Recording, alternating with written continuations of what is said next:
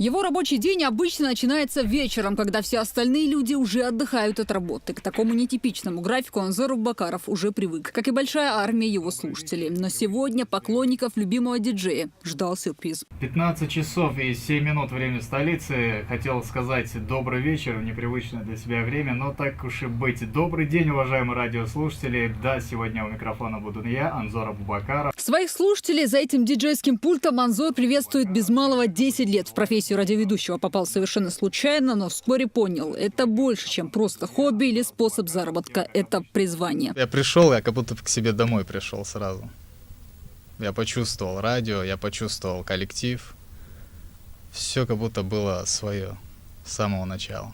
Впрочем, на сюрпризы этот день тоже необычный, больше, чем гораздо. 7 мая в календаре этих людей отмечено красным кружком. Эту дату они празднуют в своем кругу, все равно, что семейном. Сегодня здесь собралась команда людей, которая претворяет в жизнь основные заветы первого президента Чеченской Республики, великого нашего незабвенного Ахмата Хаджи Кадырова,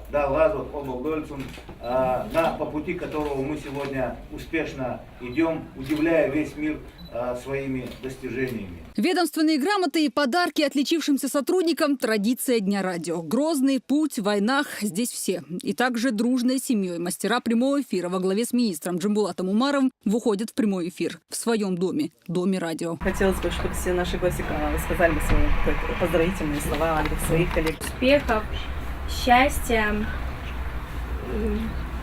всего самого наилучшего. За свое сравнительно недолгое существование новая оснащенная студия «Радио Грозный» успела принять немало именитых гостей. От звезд самых разных уровней, чиновников до главного своего слушателя. Почетный президент и даже мобильный репортерчик ТРК «Грозный» Рамзан Кадыров признался, он большой фанат волны 105,4.